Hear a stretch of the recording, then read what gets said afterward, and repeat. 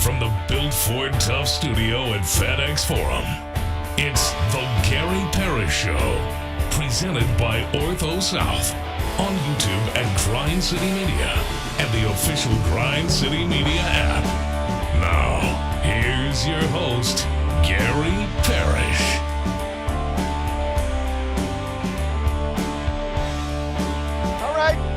I'm here. My name is Gary Parrish. I'm speaking to you from Midtown Manhattan, New York City. Bennett Doyle, producing the program, back inside the Built Ford Tough studio in Memphis. Glad he's with me. Glad you're with me. Hope you get through the day best you can.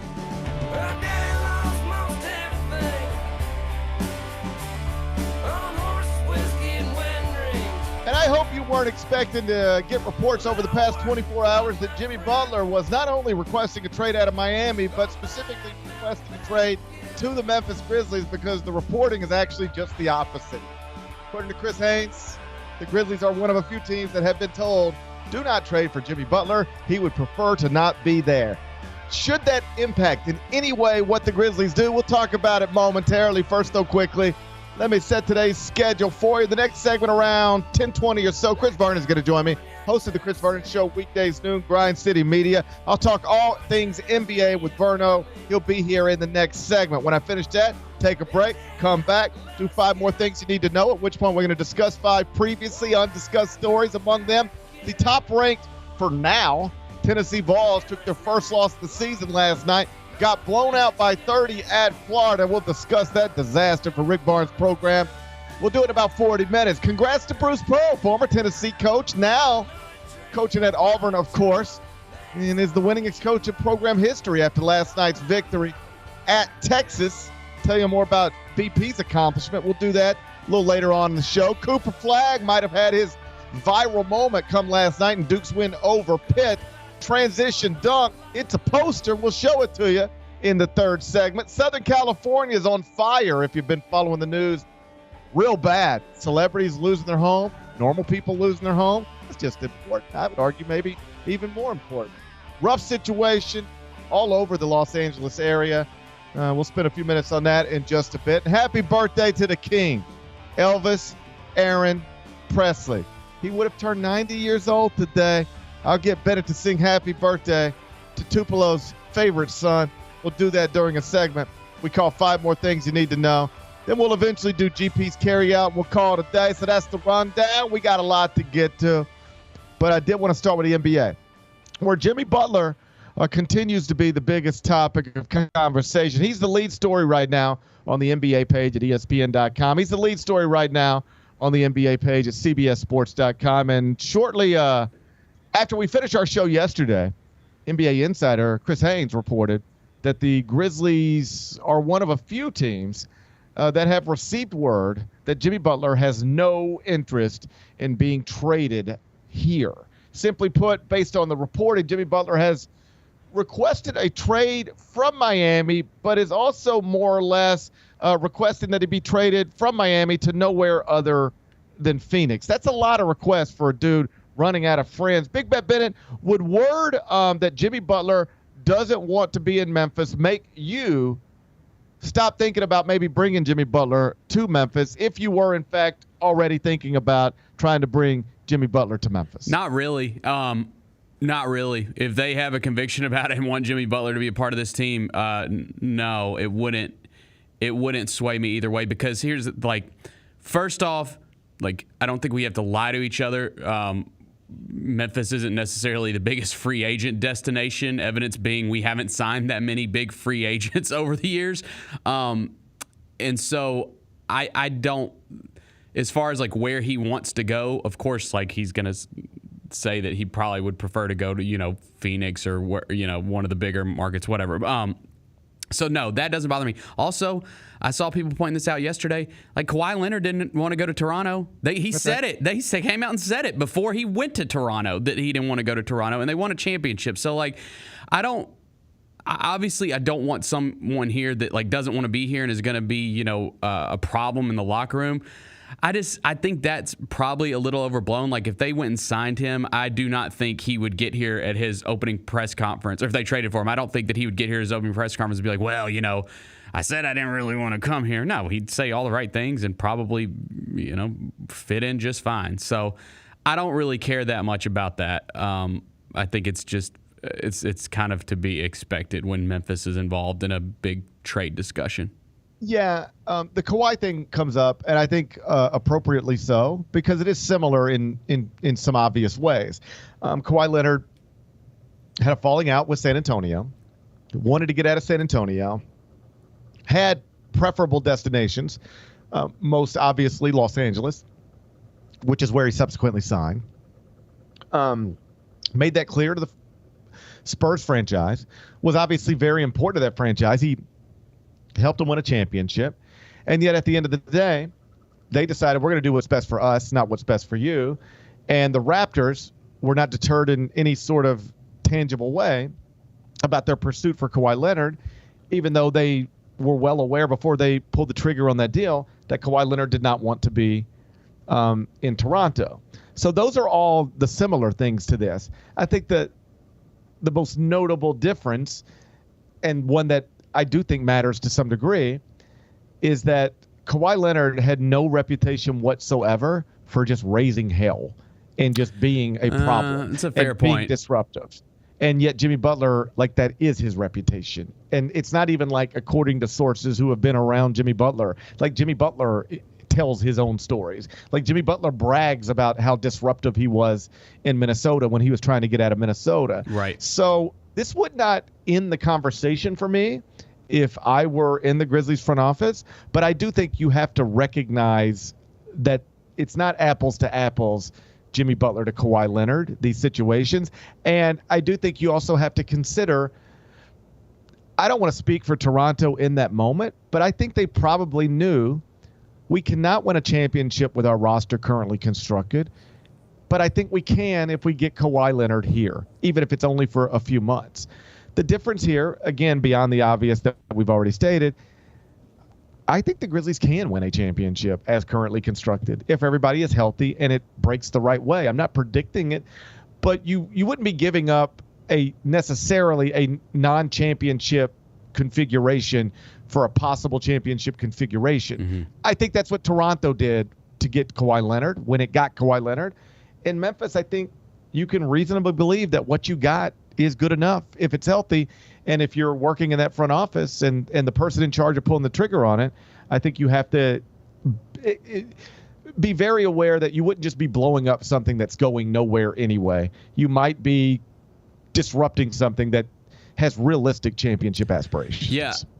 Also, too, GP, like when I saw that yesterday, it did kind of suggest, like when his camp specifically mentioned Memphis in that report, it did make me think that this was more than just, rumors or I think the only thing that people were going off of when talking about Jimmy Butler was that the odds were, shifting that he was the favorite to land in Memphis. It does make me believe, again, I don't know anything, but it makes me believe that maybe there was some conversations had between franchises about this, at least kicking the tires on it, that that they came out and mentioned Memphis, that they don't want to go to Memphis, right? Well, let's just connect some dots here. There's no reason for you to reach out to Memphis to tell Memphis you would prefer Memphis not be involved in any Jimmy Butler deal because Jimmy Butler would prefer not to be in Memphis. Like, you don't need to make that phone call or send that text message unless you think Memphis is a viable option here, unless you think Memphis is considering it. So I don't think you're recklessly connecting some dots there. And I just think, common sense, it suggests that, you're an active front office with championship aspirations. The entire NBA is listing you as a possible destination for Jimmy Butler. It'd be weird if you weren't kicking the tires on it. It'd be weird if you weren't thinking about it. It'd be weird if you weren't having internal conversations. It'd be weird if you weren't having real meetings and discussing every possible option to get a deal like this done. So, no, this would not end the conversation. Somebody calling me and telling me Jimmy Butler doesn't want to be in Memphis, I'd say, I appreciate you letting me know, but now I'm going to go back and continue talking to my people, and we'll figure out what we want to do. It won't be determined by you. But it is something I would then take back to my people and say, okay, I guess in a perfect world, if we were thinking about doing this, we'd like for this phone call to say, hey, we don't really want this out there, on ESPN leading the A block of Get Up. But just so you know, Jimmy loves Ja, Jimmy loves Jaren, Jimmy loves Dez. And, yeah, he'd prefer to be in Phoenix. But if we can't get that done, he will not be a problem for you. Whether he'll re-sign with you long term, we don't know about that. But if you're just trying to get him through the end of this season, go try to take a run at Oklahoma City or Boston or Cleveland or Denver or whatever, he'll be a good soldier. He'll be there ready to work. You'd rather get that phone call, right, if you're thinking about doing this. But the phone call you got, though not that one, it's not something that would make me just close the book completely. We'd still be having conversations. Either way, this is going to get real messy, it appears, because initially the reporting was he just wants out of Miami, doesn't really care where he goes. Now the reporting is really wants out of Miami, very much does care where he goes, and would prefer to go to Phoenix, and perhaps Phoenix and only Phoenix. The issue, of course, there is that it's hard, bordering on impossible, to get a Phoenix deal done in this way for Jimmy Butler without including Bradley Beal in it. And Bradley Beal is one of only 2 players in the entire NBA who has a no-trade clause. The other is LeBron James in Los Angeles, but he does have a no-trade clause. And I don't want to say he's shown no willingness to waive it, because he's already waived it once. He waived it to go from Washington to Phoenix, but he was asked about it as recently as yesterday and said, I'm the one who holds the cards on this. I'm the one in charge. Yeah. It doesn't matter if Phoenix and Miami can reach an agreement. Unless I sign off on it, that agreement is void. So you got to do something to convince Bradley Beal. Even if you can get a deal done, you got to convince Bradley Beal to move his family. To take his kid. You got to think about stuff like this. You got to convince Bradley Beal to take his kids out of school, move them across the country. Not all fathers, parents want to do stuff like this. And I know we don't typically think about things like this when we're thinking about basketball players, but Bradley Beal is a man with kids, and they're in school, I'm assuming, right now. And they got friends right now. And they're probably on little basketball teams and soccer teams and all sorts of stuff right now. Do you really want to just move your whole family across the country? You asked for this no trade clause for a reason. The only 2 people got him in the entire NBA. Bradley Beal clearly wanted one.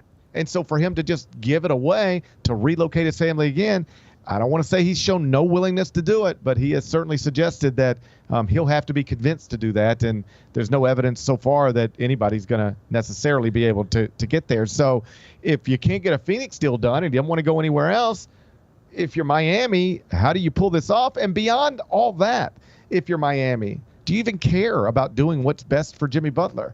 Here's another part of this thing. It's not just that, will Bradley Beal waive his no trade clause? Does Miami have any interest in Bradley Beal whatsoever? Do they even want him? Most of the reporting suggests that they do not. So this could be a deal where I think it's better for everybody if it gets done, cleaned up, and just everybody moves on ASAP. But I'd always be worried about older, powerful people who have reached a point where they might be more willing to stick a middle finger to you than they are to just do what's best for their franchise in that moment. And the Heat coming out after Jimmy Butler did what he did publicly, saying that he had lost his joy, didn't think he could find it in Miami, the Heat immediately suspending him for 7 games without pay suggests that they're tired of his nonsense, and they're not necessarily motivated to try to do anything to help him. Or try to resolve this situation in any way that he prefers. They might just be trying to stick it to him as much as anything else at this point, and that makes it, again, more complicated than it otherwise could be. That's why the Phoenix thing, from a basketball perspective, just does not make a lot of sense to me at all.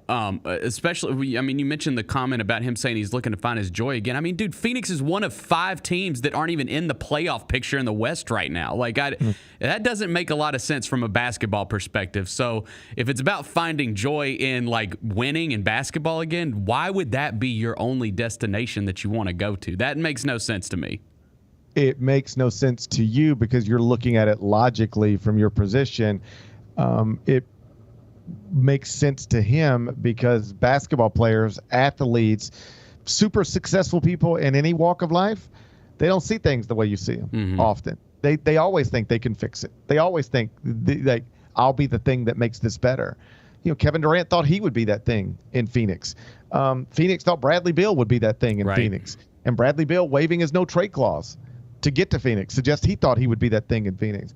I promise you there is a part of Jimmy Butler, and it's a big part of Jimmy Butler, who genuinely believes, whether it's sensible or not, whether you can get Zach Lowe to sign off on it or not, Jimmy Butler genuinely believes, I would assume, that he's buddy with KD and he's buddies with Devin Booker. And if you put me, Devin Booker, and Kevin Durant in a basketball game, 7-game series, we could play with anybody. So, yeah, I know Phoenix isn't looking like a contender right now, but that's because they don't have me. Don't ever forget, buddy, it was just a few years ago, I took an 8 seed to the NBA Finals. I was starting alongside 2 dudes that couldn't even get drafted that coming out of college, and I took that team to the NBA Finals. So I don't care what Phoenix's record is right now. I know those are my friends. I know that's where I want to live, and I know I'm the key to taking them from where they are to where they need to be. That's how he believes that, because he believes that. Yeah, and that actually does make sense. And I saw someone in the chat say that he's expressed interest of wanting to play with KD before, which I would assume most players in the league would love to play with KD. I'd be shocked if that's what ends up happening. Everything you laid out about the Beal situation and being able to work out a deal, like I just don't know how anything involving Phoenix is going to work favorably for Miami, where they're going to want to do a deal with that team. All right, I got a good idea. Yeah. Oh, buddy, think about how lucky we are. We have a friend who happens to host an NBA podcast for The Ringer. Yeah, let's ask him. He should have a better grasp for how this Jimmy Butler thing's going to turn out. So let's bring him on. We'll ask him the questions. Chris Vernon is up next. I'm not going to let you get away with this. Yeah, that's fine. I deserve it. You walked in here on Friday afternoon and said the smoke every day for the last 2 years. Yeah. You have said, I am John Buckeye. I said once the playoff matchups were made, you asked what I thought. I said Ohio State's going to beat them by double digits. I said Ohio State's. I walked it all back and went John Vol. I joined General Nealon's Navy. The Chris Vernon Show, live on weekdays at noon on YouTube at Grind City Media and the official Grind City Media app. Let's face it, there's a lot of trash talk in basketball, but the great teams let their performance do the talking. Like Ford F-150 with Pro Power on board, a class-exclusive industry-first feature that turns your truck into a mobile generator and leaves the competition speechless. Ford F-150, official truck of the Grizzlies. Greatness starts here at your Mid-South Ford dealer. Class is full-size pickups under 8,500 pounds, GVWR. Our fans have a huge impact on our ability to play to the level that we're striving for. Drop off, Durant. Oh! Well, you wanted home crowd involvement. I love those moments where you see our guys engaging in the fans, and the fans just get pumped up. They are standing at FedEx Forum. I would hate to be on the other side with the opposition when FedEx Forum's rolling. That's such an unbelievable relationship that our group has with our fans. Sonic Radio. Welcome back to Sonic RNDIO. That spells radio with me, the CIO. This just in, the new Sonic $1.99 menu lets you build a crave-worthy meal for just $1.99 an item. Whether that's a creamy shake, crispy tots, or a quarter-pound double cheeseburger. This just out. Ostriches. They're mean, not very cute, and in my opinion, way too big for a bird. Don't miss the Sonic Fun 99 menu. 5 items, always $1.99. Live free, eat Sonic. Tax not included. See menu for details. Grizzlies fans, dunks, dimes, and no-looks are great on TV, but nothing compares to catching them IRL. And that starts with buying tickets at Ticketmaster, the official ticket marketplace of the Memphis Grizzlies and the NBA. Ticketmaster gets you to the game so you can catch every highlight in person. From seeing your favorite Grizzly stars up close to hearing the squeak of the sneakers on the hardwood. Put that jersey collection to use and get tickets at Ticketmaster. There's no better brag than saying you saw it live. See you courtside, Memphis.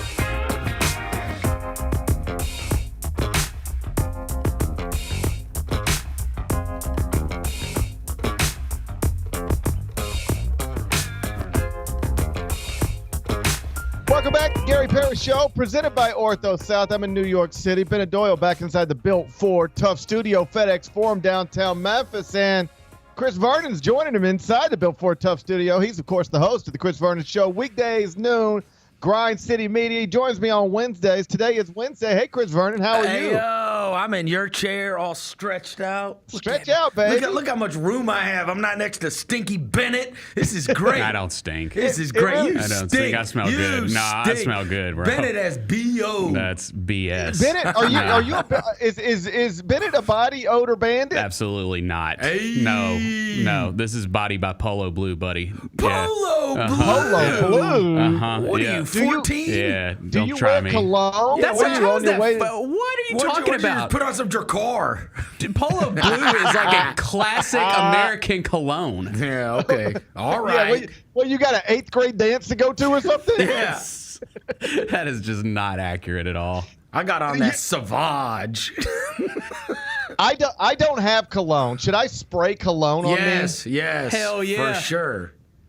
Yes. I mean, that would cover up your looks. That's why I do it. At least you smell good. You can't smell me through the phone. People would be like, he's got a face for radio, but he sure does smell good through my phone. Now, that guy, that's what you want him to say. The first thing you want him to say about you, that guy smells amazing. I thought wearing cologne was something you did in high school, but once you got your diploma, you had to stop. I thought that's what that was about. No? Yeah, no. I still put a little spritz on. Okay. Just so I smell great. I want to smell great too. Okay, I just want to smell like deodorant. I just wear lots of deodorant. Yeah, I understand. I like deodorant, man. Hey, how you been? How's things in Memphis? I ain't been there in a minute. Everything is great. It is cold as crap outside, and Buddy, now it's cold as crap outside, now dude. I'm sure we got a problem with the grocery stores are going to be filled with people because now they're on the news saying it's like 3 to 6 inches of snow on Friday, and you know that's going to shut this entire city down if they're saying it's starting on Thursday night, I believe. And so it's like I had to have this when you've scared everybody sufficiently is I got up this morning and I was getting my coffee and my wife is like, what are you just hey, look around like in the pantry and the fridge and just make sure we have everything that you're gonna want in case we're just stuck inside all weekend. And I was like, what are you talking about? And she's like, it's supposed to snow, and like there's no salt trucks. Nobody even owns a shovel here. No. No, I've got friends who live up here, obviously, and they're like, they'll walk in the studio and it'll be like, hey, how was your day? And they'll be like, oh man, it was off. I got up this morning and had to shovel snow for 2 hours. And like, living where we live ain't perfect, but we don't have to do that. Like when it snows or ice is over for us, we just stay home and wait for it to melt, and then we'll get back to doing what we were doing. But like up here, like you actually have to deal with it in a way that we just don't. It's like totally. I have literally never shoveled snow in my life. Are you serious? Never, not one time. Oh, well, I mean, I grew up in I grew up in New York and St. Louis, and so it was, I used to make money going around the neighborhood, shoveling people's driveways. True story. Because, I mean, you could walk around and, like, especially with, like, older people, they didn't want any part of that. And so you say, hey, I'll shovel your whole driveway. I promise you, if you ever saw me with a shovel in my driveway and you approached me, you could take me for everything I got. You don't own a shovel? I think I own a shovel, but it's only for like it's been unused. It's in mint condition. I swear to God, this is true. I think if I were home, I would go get it today and send you a picture of it. I get these like thoughts in my head where I go like, man, I think I need a shovel. And wait, I'm talking like a snow shovel, not like no. Oh, you own like a bury a body shovel. Like a bury a body shovel. That's not useful when it snows. Yeah, you can't use that on your driveway. That's not what you use. You can't. It's metal. I don't know. Nah, man. And it's got a point on it. Yeah, you need the plastic snow shovel. Yeah, you need a real snow shovel. Do you own a snow shovel? Of course, I own a snow shovel. Bennett, do you own a snow shovel? I do not. Yes. I don't either. It's never even occurred to me to buy one, but I do own a bury the body shovel. But I bought it. I got it in my head. I was like, I know what you got in your head. Yeah, I was like, you were at home. Hey, you were at home for a week instead of New York. Yeah, I was like, this dude came home with a shovel. Kelly was like, "Why do you?"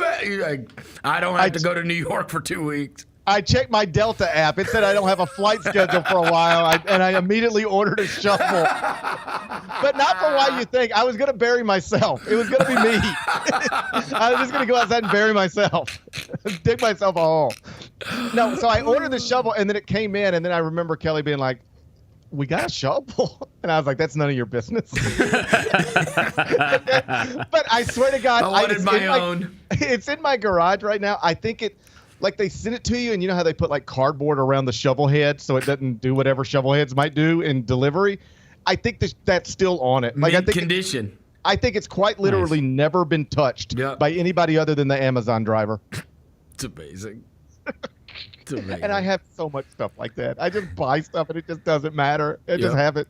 I just have a shovel for no reason. I bet I got 7 different drills. Oh, because every time I need one, I can't find it, so I have to go buy another one. I get to come by it. I get to come by it honest too, because that's my mom. My mom might be.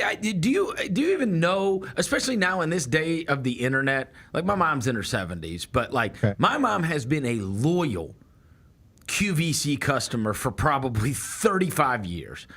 And she is the one that will watch that Today's Special Value. She has owned every Today's Special Value. When I was a kid, this is like now people get Amazon boxes at their door every day. That's been my whole life. We have had boxes at the door, and it says QVC on it, and my mom has it. But like, I will say, she's also, you take that, and she's a pack rat. So, like, you need an ice maker? Like, she's got one somewhere. Or like the other day, my wife bought, she wanted to do something nice for our next door neighbor, this older lady, and she bought her like a bouquet of flowers. She got home, she didn't have a vase. And I was like, I know who to call. I called my mom. My mom came over with 6 vases. And you know what? That was like the best moment of your mom's week, that she was able to present you with those vases. I've got that. You name it, she's got it. End of story. Like, you think you're bothering your mom asking her if she has a vase? That is what she's looking forward to. Oh, yeah. Multiple of it, and she has multiples of everything. Yes. She cannot wait to show up at your house with vases. Yep. Look at it. She wants to tell you all about them, when she got them. Moms love to tell you stuff that you don't really need to know, you know? Yes. They did very good at telling you stuff that after the throw, you're like, that's nice. And you're like, I don't know if I needed to know any of that. I don't know if any of that mattered to my life. I just have to say I'm in the middle of something. I'm in the middle of something. Mom, I got to get ready for this show, or I got to do something. Right? I said, call Floyd. That's Roser's mom. Yeah. Call Floyd. Oh yeah, have you told her about it? Oh, you can tell her about it. Yeah. I think she's around.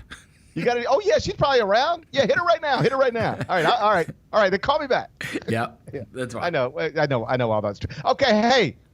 What's this Jimmy Butler thing? Hey, you're the one that hosts a podcast covering the NBA for the Ringer. He don't want to be in Memphis. We don't want him in Memphis. Okay. That's the way it goes. If you don't love me, I don't love you.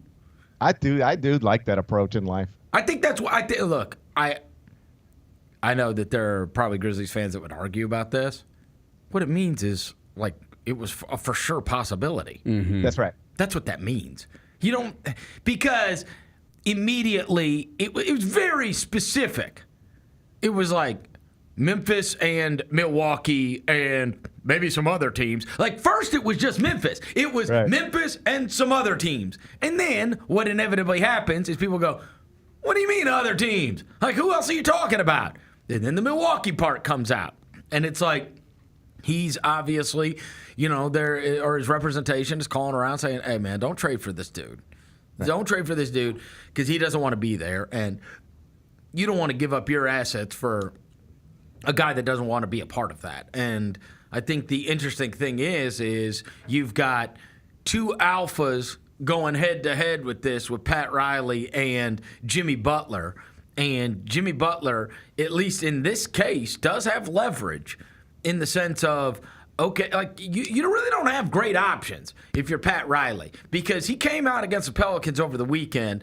They swing to the corner, and he picked up one of his feet for no reason and shoots like a fadeaway 3 from the corner. It's just this colossal FU. So you're never getting the Jimmy Butler that can help you win back on your team.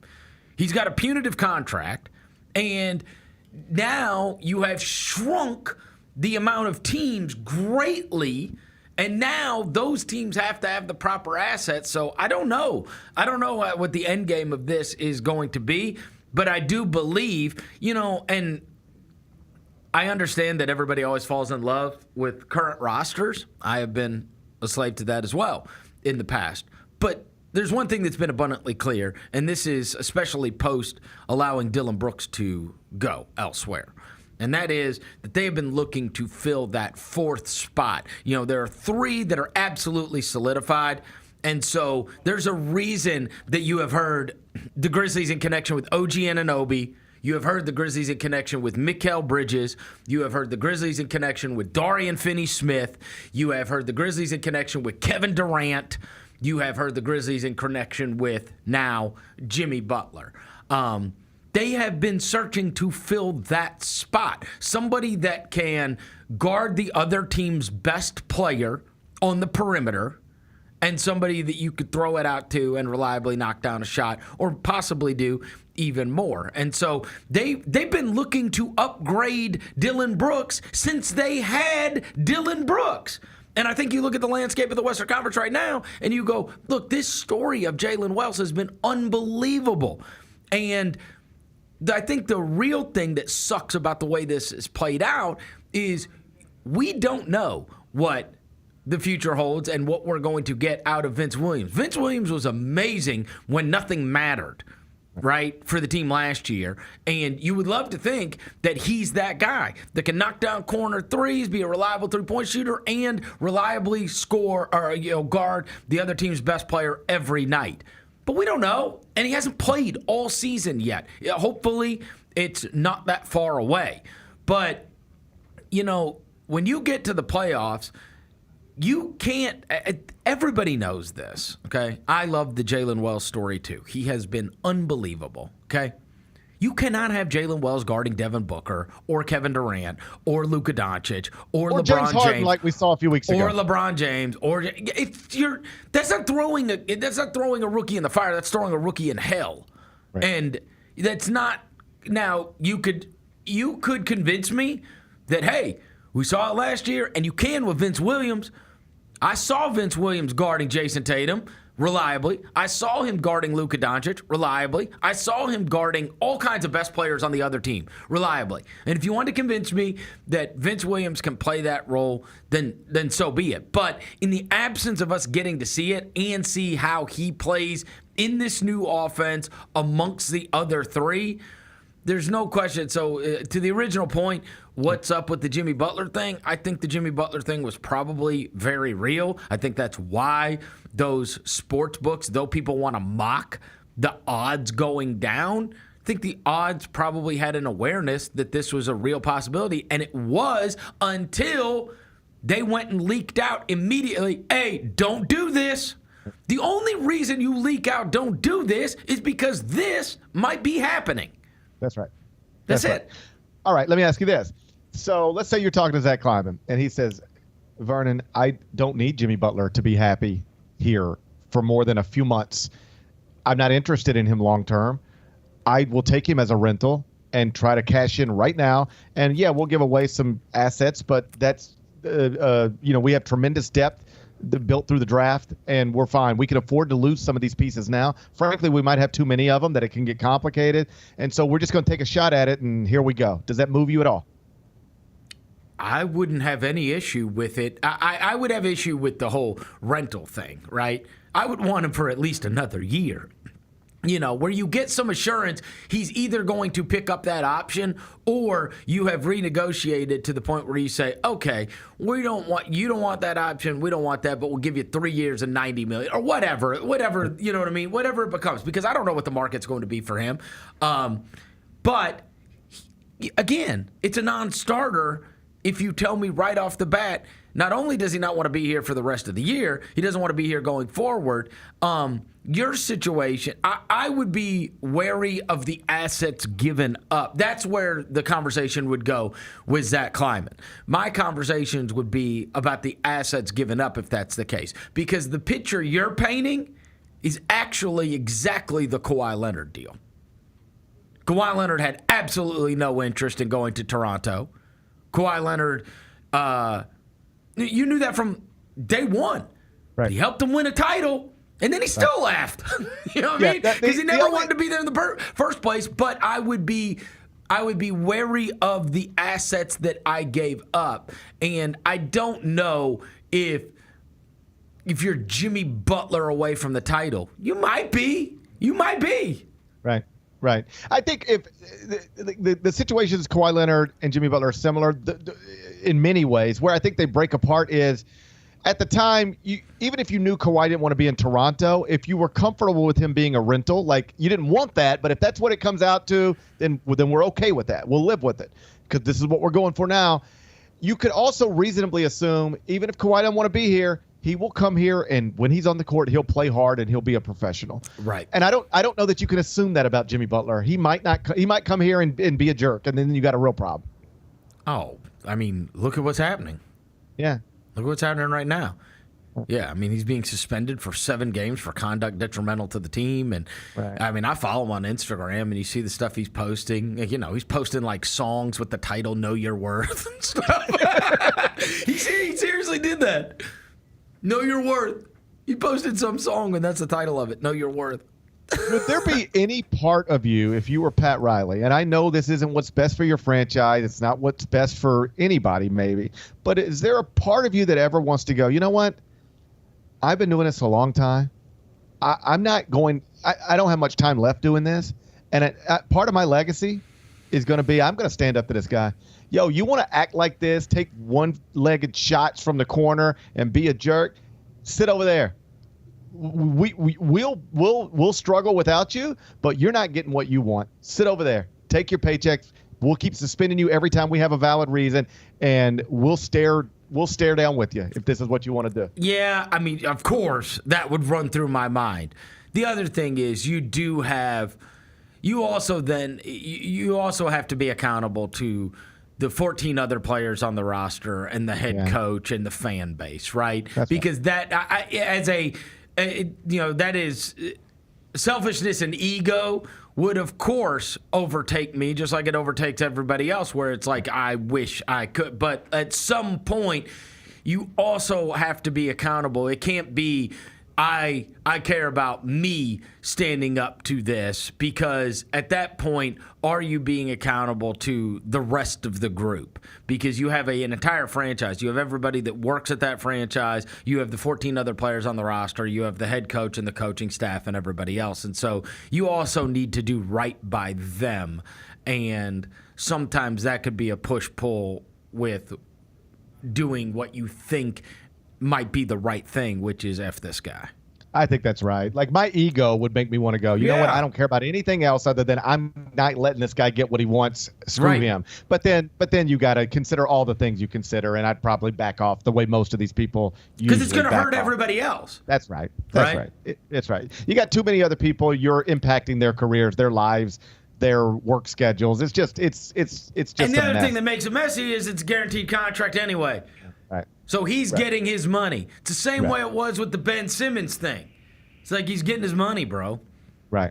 He's getting his money. So in the end, in the world of guaranteed contracts, you get to get your way in many cases. Yeah. All right. Last thing before I get you out of here. Big game inside FedEx Forum tomorrow night. The Rockets will be in town. They'll come here with a half-game lead on the Grizz. So if the Grizzlies are able to win at home tomorrow and improve to 25-13, they would jump them and move into second place in the Western Conference standings. I know it's just a January midweek basketball game, but as far as January midweek basketball games go, that's a big one. It also, and it's certainly one of your peers. It's somebody you're going to be fighting with in the standings. Right. And you never know with the way this stuff plays out, and especially with injuries affect everything that takes place within those standings. It might be a team that you could feasibly see in the playoffs, right? As the way it is constructed right now, 2 plays 3 if you both get past your first round series. And right now you're 2-3. So the idea that this could play out the rest of the way and they are a team that you may have to see, later down the road makes it all the more important. Not only are they one of your current peers, they may be somebody that you are seeing when it matters most, because they have had a highly successful year this year, for sure. Yeah. By the way, where were you last night? You weren't on our text one time as we were watching that Tiger Woods thing. I was in studio all night. I did have it on in front of me, and I was so you were mad I wasn't watching you, and I was watching the Tiger Woods thing.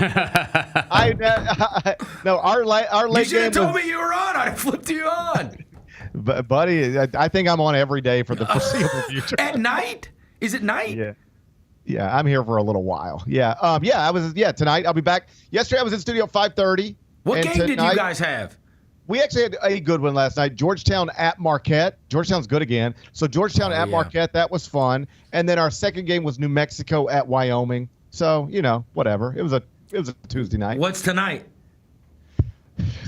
It's not good. It's not. Hey, I'll get mad at you if you watch me tonight. Okay. I'm watching Cleveland OKC. Yes. I mean, that is crazy. I mean, you got two teams with over 80% winning percentages. No, it's wild. It's unheard of at this point in the season to have two teams that have won at that rate and have these kind of win streaks. So let me ask you real quick. I'm glad you brought the golf stuff up because I completely forgot about it. I had my eyes on it. It looked visually cool. I think most of the comments I saw from you and our buddies in the group chat were positive. Most of the stuff I saw on Twitter was positive. But I did see Kyle Porter, who used to work with me at CBS, covers golf. He said that he had a golf buddy text him and said, I wanted to see it. I saw it. It looked cool, but I don't know if I'll come back to it. What did you make of the whole thing? Oh, I would if you told me it was on. But again, I'm your target audience for this, right? I know these players. I care about this. And you saw what I was texting last night. My expectations were so low. Right. I was like, I don't care about freaking golfers hitting a ball into a screen. Like, that's what it is at the beginning, right? It's like, I don't care about that. And then as I watched it, I was like, well, this is cool because I felt because of some of the things they did. Now, there's things they've got to clean up for sure. Right. There's things they've got to clean up, which they can. But the whole hitting it into a screen and the shot clock thing and the technology of it all and the team, portion of it and they can throw down the hammer so something's worth 2 points. Right. Rather than 1 point, like it was like I was watching these professional golfers play like Topgolf or something. And so there's things that I think can make it more challenging for them. There's things that can make it even more fun. But I thought for a first run, again, I thought it was going to suck, and I watched the entire thing. So that's a win. I think if you're Tiger Woods and Rory McIlroy and they didn't participate and I watched it, I mean, I think that's a win. One thing I noticed, and some other people had pointed this out, but so often in golf, like you're trying to look for things you can get out of this that you can't get in a traditional way. And you know this as a golfer, so often off the tee or even approach shots sometimes, you don't know if they're good or not. It's like, am I good? You don't know. It's like, we'll see. Let's get down there and take a look at it. But we're actually getting to see these guys. They know exactly where their ball is off the tee. You can watch it on that screen. So the reactions, they're giving reactions that we've never seen before because they can quite literally see exactly where their ball is off the tee in ways that if they were playing actual golf, you wouldn't know. So if that ball's like on the edge of water, am I good or not? You might not know immediately and get that reaction, but we were able to get it last night. Well, and I also think that the players are going to get better at interacting with the what's it called, Zon? The microphone, the hot mics. Yeah. And I also think the crowd is going to be able to get better because I thought it was hilarious. Like, I know you were in the studio, but Matt Fitzpatrick hit his first tee shot, and he hit it like off to the side and in the rough, and the whole crowd booed. It was hilarious. Because, Matt Fitzpatrick is not the kind of guy that wants to be booed, right? And so he's so awkward anyway. But, like, some of the guys that they have and the personalities, I actually do think will come out in this. Like, now that people saw it and those guys were the guinea pigs, right. I think you could end up getting some good trash talk in there. Like, there was one moment where I did audibly laugh where Shane Lowry is like sitting there talking to these guys, and he's like, I'm going to be the Scotty Scheffler of indoor golf. which is memorable. The Scotty Scheffler of indoor golf is friggin' funny. All right. I'm looking forward to checking it out when I can actually put volume on it and enjoy it'll be it. way cool with Tiger. That's right. Yeah. I was surprised. Did they give an explanation? Why? Yes. I'm sure there's an explanation. Why did Tiger not play? Okay, so the national championship game, that I think it's Monday night. Is it a Monday night? Check me on that. I don't know. It usually is, yes. Yeah, like the college football national championship game. Right. The second episode is on after it. Okay. Yes. So, I mean, you are getting a massive audience possible. Again, who knows what they'll keep. But you have the biggest audience you could possibly have for something like that outside of like being after an NFL playoff game or something like that. But I mean, if you're after the college football national championship game, that is the prime spot to be in. And so this was like, and I also think there's probably a little test run it. Like, hey, let's we're on a friggin' Tuesday night. So if the camera thing is janky and we're going to go back and watch the broadcast, and if the crowd isn't this way, and if we don't like this and we don't like that, now you have run this out there, fix what you want to fix for the next broadcast, and you're bringing Tiger Woods and Rory McIlroy to the table, and it's people that are just sitting around where the channel, as you know, the channel's just going to remain on. Yeah, and so then people are going to be like, oh, this is that new Tiger thing. And so I think that's why.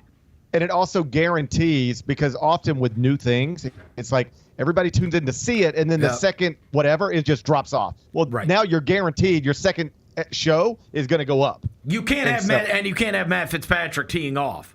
Right. Who gives a crap? But if the second that championship game and the festivities end, it's Tiger and now Woods, somebody sees Tiger Woods walking out in front of this, 64 times screen or whatever, people will be like, "What is this?" Yeah. Or Rory, for that matter. No, yeah, I get it. All right, that's Chris Vernon. He'll be in the big studio in about an hour and 10 minutes. I'm trying to get those emojis to pop up. How do you get to do that? I don't know. It was works cool for me that it sometimes. showed up when you know what I mean? Yeah, see, I can't do it on purpose, but buddy, I can do it by accident all the time. Hey, all right, have a good show. I'll see you. I'll see you whenever I see you. Yeah, All right, whenever. Bye. Yeah, whenever. Bye. That's Chris Vernon. Chris Vernon Show, weekdays noon, Grind City Media. When we come back, Tennessee is still ranked number 1 in the AP poll right now, but they ain't going to be there on Monday. That's because they got blasted last night at Florida, lost by 30. Worst loss for a number 1 team since 1968. Long time ago, Bennett. We'll talk about it next. Gary Parrish Show, presented by Ortho South. Somebody who really has done what they were supposed to do, or maybe wasn't expected to do, is Jalen Wells, the Western Conference Rookie of the Month. What you're seeing right now is him showing that, hey, no matter where I was going to go in the draft, I was going to be ready. Hey, Grizzlies fans, be sure to tune in to Grizzbeat, where the panel and I break down all things Grizzlies and take a look at the rest of the NBA as well. The show is live every Wednesday, 2 p.m. on YouTube at Grind City Media and the official Grind City Media app. Grizz Nation, it's time to send Ja, Sharon, and Dez to the 2025 All-Star Game. Oh! What did we just see, partner? Take 3! Take 3! Bane for 3. Bingo! Desmond Bane heating it up. Blocked by Sharon! Most versatile power forward in the game today. Head to NBA.com/vote, the NBA app, or simply use the QR code on the screen to send your Grizzlies to the All-Star Game today. Our fans have a huge impact on our ability to play to the level that we're striving for. Drop off, Durant. Oh! Well, you wanted home crowd involvement. I love those moments where you see our guys engaging in the fans, and the fans just get pumped up. They are standing in FedEx Forum. I would hate to be on the other side with the opposition when FedEx Forum's rolling. That's such an unbelievable relationship that our group has with our fans. There's no substitute for experience, the knowledge gained from having been there before, and the passion to share what you know to make everyone around you better. It's true in basketball. It's true in banking. Grizzlies Checking from Pinnacle. Play hard. Bank easy. Open a Grizzlies checking account with at least $100 and a recurring direct deposit by August 31st, and you could receive a $200 direct deposit bonus into your account. Details at grizzliesbanking.com. Member FDIC. Thanks for showing up, Memphis. Nothing beats catching your Grizzlies IRL, and nobody knows that better than you. So next time you want to hit up a game, Ticketmaster's got your back with tickets to every upcoming matchup. Whether you're catching the Grizzlies at home or on the road, you'll find tickets at Ticketmaster, the official ticket marketplace of the Memphis Grizzlies and the NBA. Keep putting that jersey collection to use and get Grizzlies tickets today. There's no better brag than saying you saw it live. See you courtside again soon, Memphis.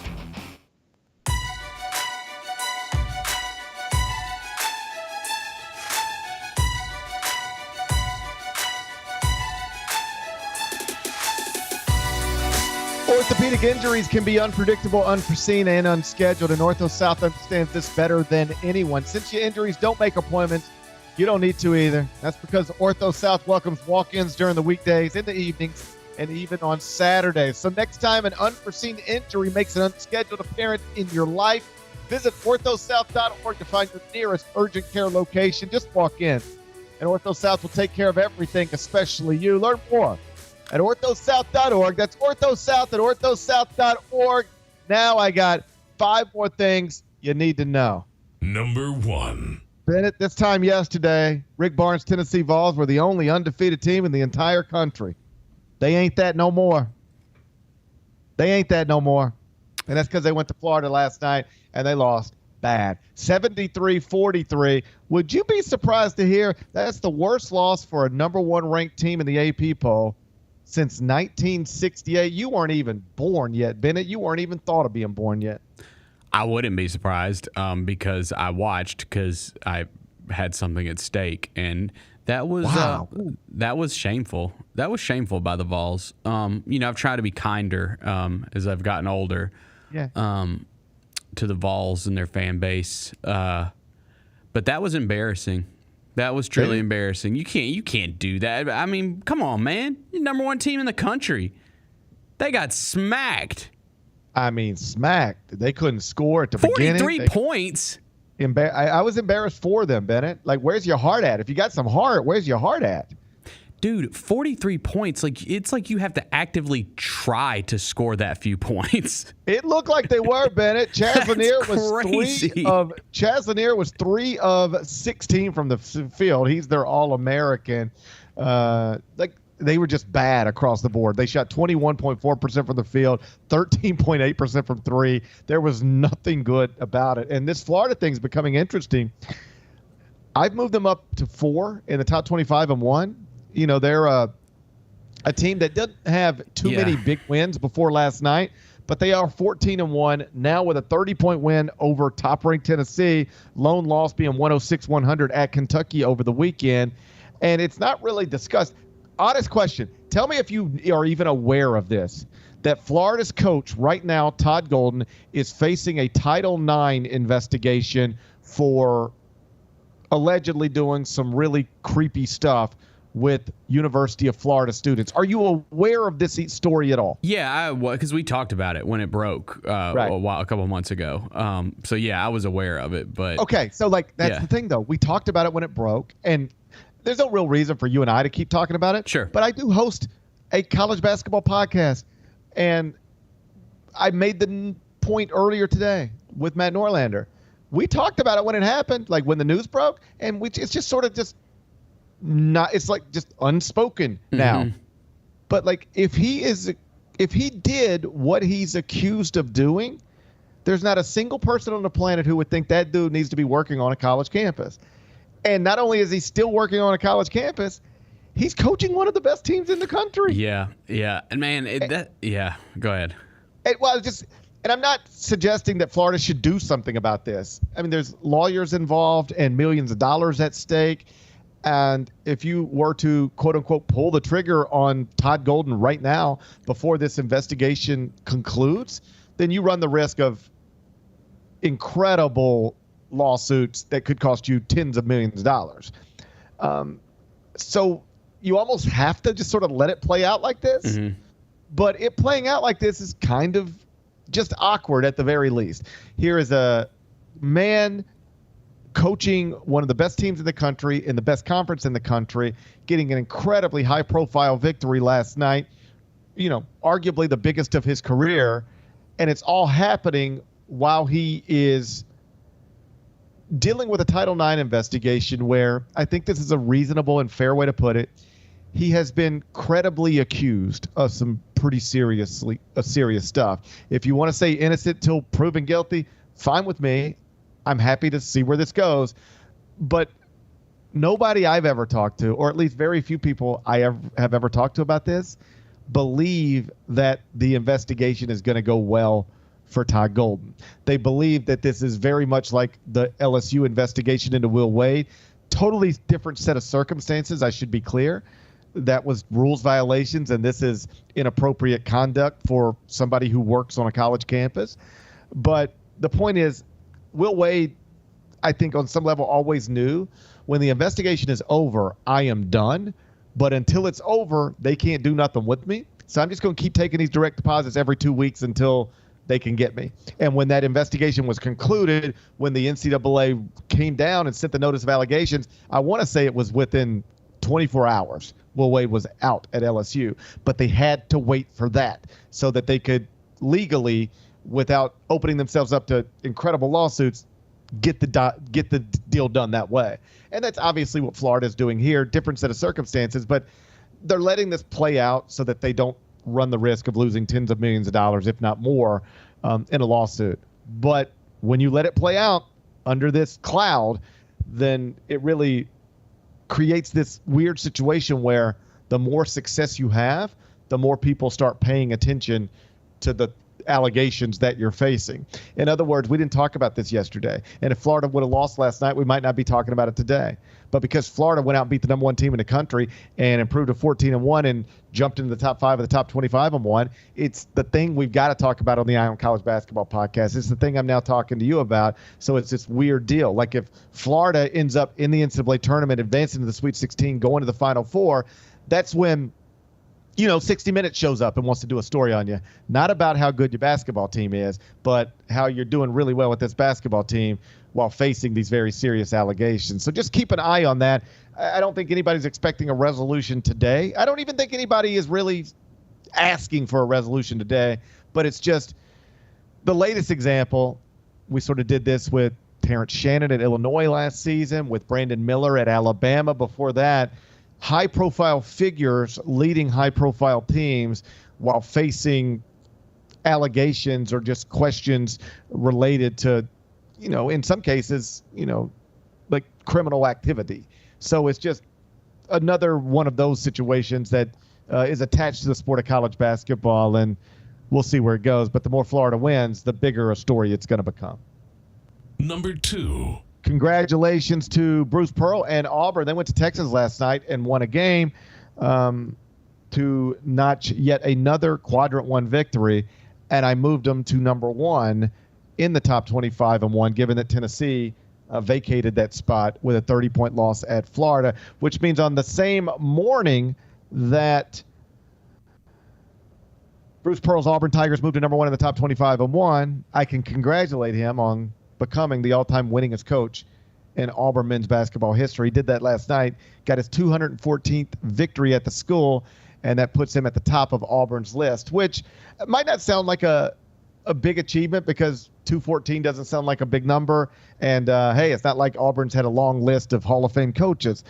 But sort of the point I made in the top 25-1 this morning is when you are fired the way Bruce Pearl was fired, in combination of first violating NCAA rules, but then lying about violating NCAA rules to NCAA officials while you are, more or less under oath, at least in their eyes. When you were fired in March 2011 because of those things, and then subsequently hit with a 3-year show cause penalty by the NCAA, there is no guarantee you'll ever coach at the high major level again. As I wrote, I guess I always assumed he would because he's great, and great people tend to get second chances and third chances and fourth chances and sometimes fifth and sixth, maybe even more. But there's no guarantee he was going to get a high major job again. And even if he did, more than likely the entry point back into college basketball coaching was going to be a historically tough job, and historically tough jobs tend to lead to historically bad results, eventually pink slips. And yet here's Bruce Pearl all these years later surviving investigations. One of his assistant coaches was caught up in the FBI scandal, all sorts of stuff.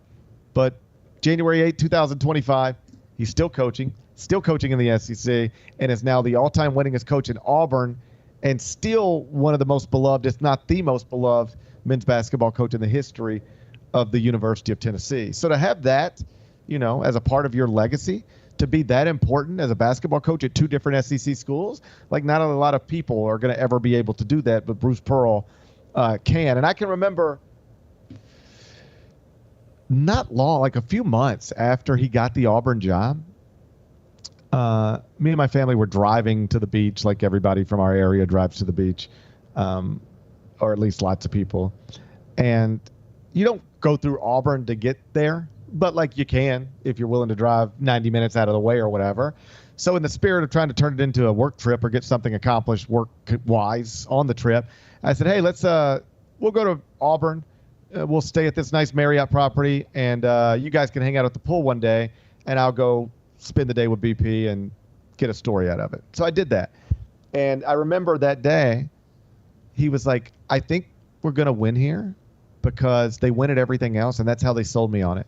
Yeah, we haven't won at men's basketball, but we win at football. We win at swimming. We win at gymnastics. We win at baseball. This is a championship university. The only reason we haven't won in men's basketball is because we haven't had somebody like you. But if we get somebody like you and we give you the resources to do it, we think you can do it. We think we can do it. He said, okay. And I said, do you think you can do it? He said, I don't know.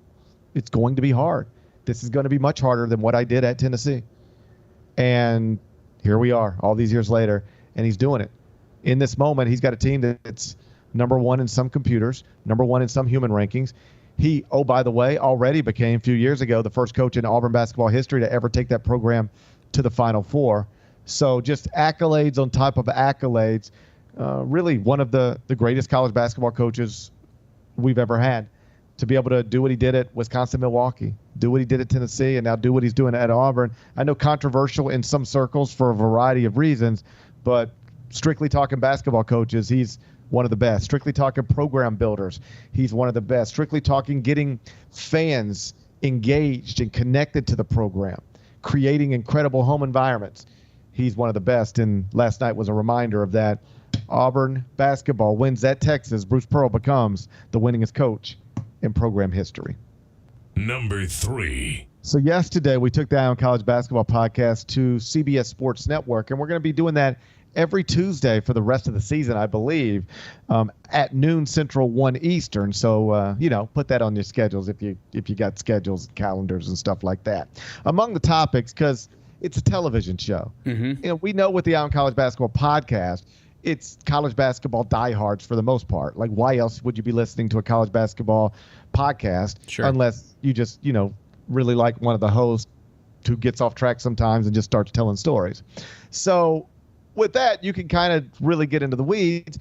But this is a television show where everybody watching is not going to necessarily be a diehard college basketball fan. They might just be somebody who was watching the thing they were watching before you came on, or somebody who just keeps CBS Sports Network on in a bar or wherever else. So you got to sort of think big picture and bigger topics and things we might not necessarily talk about on a traditional podcast, but can bring to television, which meant the B block was about Cooper Flagg and Duke. And it's a point I think I'd made on this show before. I know I'd made elsewhere, but Cooper Flagg entered Duke with an incredible amount of hype. I don't want to say unmatched, but unusual. He's been the consensus number one player in his age class for years. The consensus projected number one pick in the NBA draft whenever he enters it for years. He committed to, signed with, and enrolled at the school that I believe is the biggest brand in the sport. That's Duke. And he has been operating all season long like one of the 2 or 3 or 4 best players in the country, the best freshman in the country, while Duke has been one of the 2 or 3 or 4 best teams in the country. And if you'd have told me all of that is true back in the preseason, I would have told you we would be talking about Zion Williamson levels of hype where Barack Obama and people like that are showing up to his games. And just with Cooper Flagg, there's been none of that this season. None of it. Point I made yesterday on a show I was on in Kansas City was that, I get asked to go on different places and different markets and talk about college basketball all the time, and I do it as much as I feel like I can.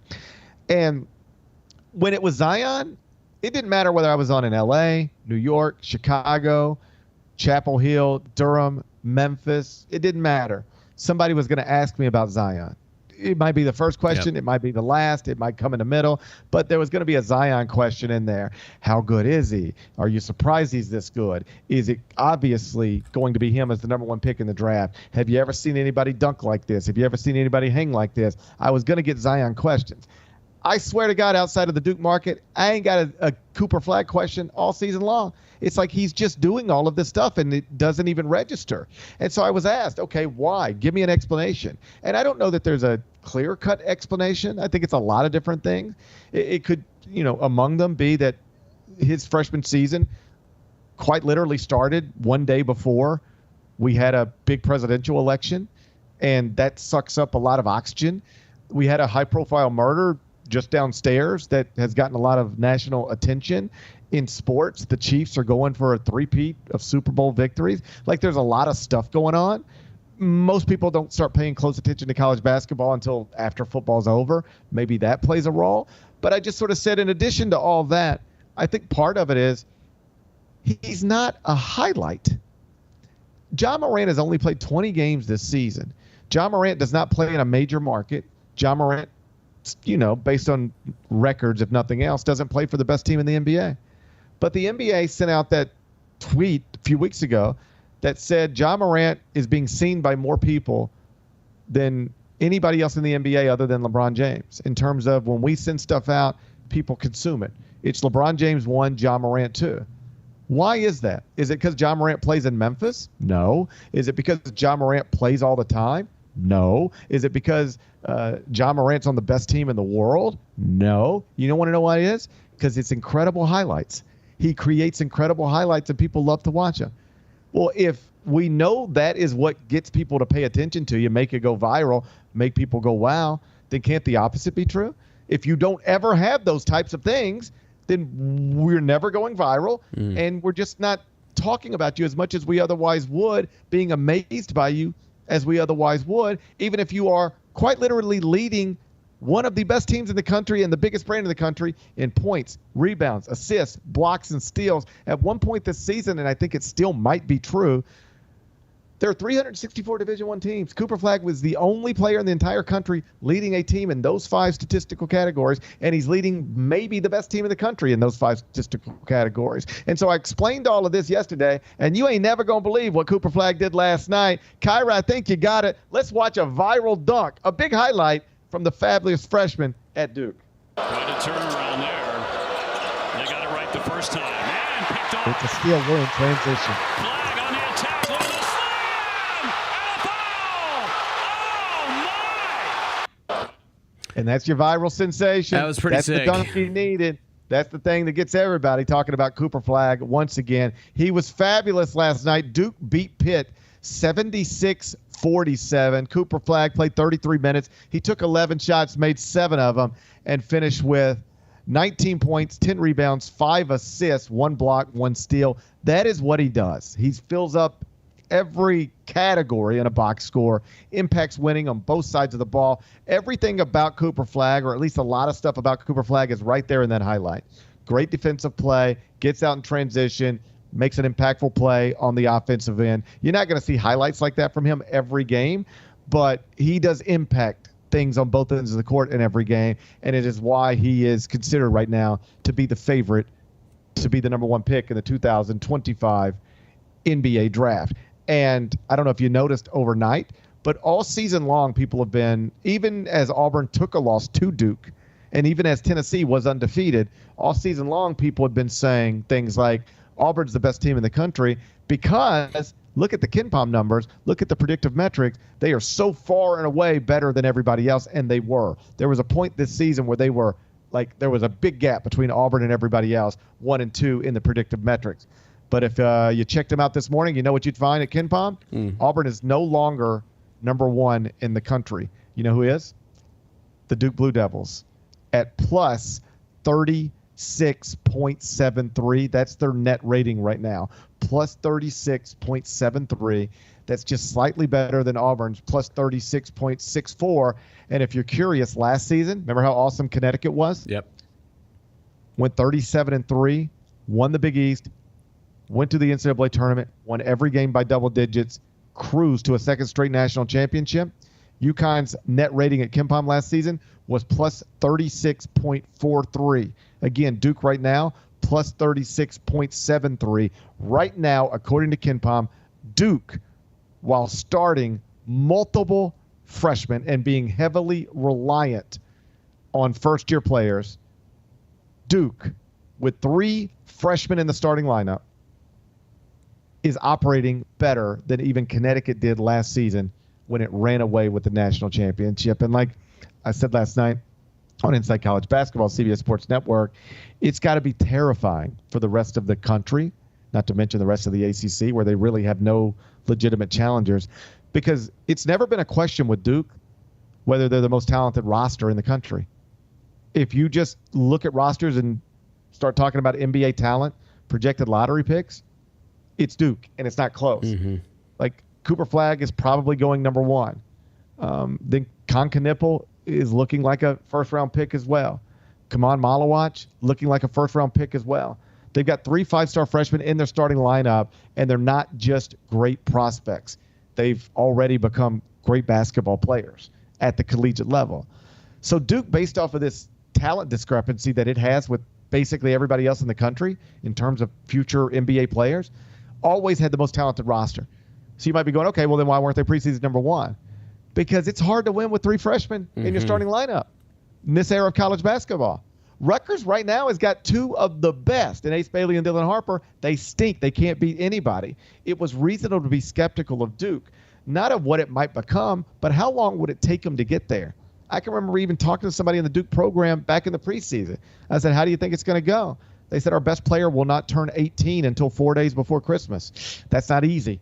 Our best player is going to be 17 years old for about the first 2 months of the season.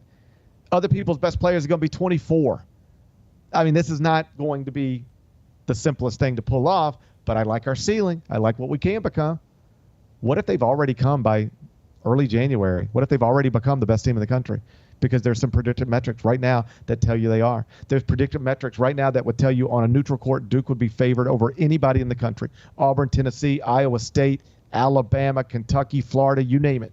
If John Shire's already got a team that the predictive metrics are calling the best in the country on January 8th, and they've still got more room to grow than anybody else because they're more reliant than anybody else on freshmen, that should, again, be a strong sign, if you're a Blue Devils fan, to be excited about where this thing could go. Nothing's guaranteed, but this top-ranked recruiting class that John Shire put together, it has come together really, really well. Number 4. California's on fire. Yeah. Dude. And it's getting worse. Buddy. I mean, these are like think of your neighborhood. If it was just completely engulfed in flames right now, that is what's going on with people's neighborhoods right now. Yeah, so I've been texting. One of my best friends lives in L.A., and they're about to have to evacuate. It's like he was texting me like screenshots of, they got the map, the kind of Google map or whatever that shows where the individual like fires are. And basically, when he went to bed, Eaton Fire, which is one of the big ones that's close to L.A. County, is he said when he went to bed, it was 200 acres wide, and woke up this morning and it was over 1,000 acres wide. And yeah, man, it's he said that his exact quote, I've been talking to him all last night today about it. His exact quote was, "This shit just changed LA forever." I mean, yeah, like I was sitting here, I didn't get out of the studio till around 12:30, didn't get back to the hotel around 1, and some people are capable of just coming back to the hotel, take their makeup off, and jump into bed. I can't do that. Mm-hmm. I mean, I can do the first part, but I'm just not. I'm just wired. Like when you've been on all night, like talking and doing the show like this, it's hard to just shut it down immediately. And then beyond that, I've always got work to do. Like everybody else is just like, all right, I guess I'm gonna go watch a movie. I'll see you tomorrow night. And I'm like, what are you up to, GP? I was like, well, I got to rank 26 basketball teams and do 2 shows. And then I'll see you tomorrow night to work all night again. So I'm just up, but I turn the television on and I'm watching all this. And, Seth Davis lives, in Southern California. And I text to him and he was like, I think we're fine because he lives in Manhattan Beach. He's like, we got ocean on one side of us, asphalt on the other. I think we're fine. But there are people right now who aren't fine who thought they were fine last night. I mean, you just see the tons of celebrities, and it's not to suggest that celebrities losing homes is worse than normal people losing homes, because I think you can intelligently argue it's even worse. Like, celebrities should be able to recover much more easily than, a normal family, perhaps. So I'm not trying to, these poor celebrities, this is bad for everybody. Wealthy people you see on television and in the movies, and people you've never heard of before. It's bad for everybody. But you're more aware of like the celebrities because that's TMZ's got cameras on it, right? Right. So you see like Spencer Pratt, who was a reality show star back on the hills, a million years ago, with I think his wife Heidi Montag. Like these were very famous people for a moment, and I guess they're still. They're famous enough to where if their house burns down, TMZ will post about it. But like there was Spencer Pratt last night, like he's just standing there watching his house burn down. And like Steve Guttenberg, you see, and Eugene Levy, you see. Cars cleared off the road. I saw that. Yeah. Like it's just, I can't even imagine what that's like. Like watch your entire community just be on fire. These are. I know not everybody's been to California, but like if you were in California, these are like some of the places you might go. Like I read this morning, the Kardashians are having to evacuate. Like this is impacting. I don't know if your friend was right. Like this is going to change Los Angeles forever, but it will be a long recovery, and it's just an awful thing to watch. And like it feels like we're just living in a world now where we're never going to be over these. This is just the world we live in now, whether it's hurricanes that tear us apart or wildfires that burn us down. I think we might have mishandled some stuff and got ourselves in a bad situation, Bennett. Yeah, and like I think what he meant, we've talked a lot about the Luigi thing over the past couple of months. And I saw this. There was a lady on the news, and it just like stuck with me. Her 90-year-old parent, they live in Southern California. 90-year-old parents lived in the same home for 75 years. They've had the same insurance for years. And a couple months ago, their insurance company dropped their fire coverage. Their homeowners insurance. I mean, come on, that's why people are angry, right? Well, that destroys your life. It destroys your life. Your house burns down, you can't cover it. Well, here's the other way that your friend might end up being correct, like Los Angeles will never be the same. Okay, this is all over. For the people who don't have homeowners insurance right now to cover this, it's financially devastating. Yeah. But your life is messed up perhaps forever, all right? So heartbreaking. Even for the people who have fire insurance and they're going to be able to recover.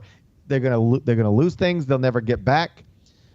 Precious items that they cherished deeply, they'll never have, but they will get a check and they'll be able to have a new home, new roof over their head at some point.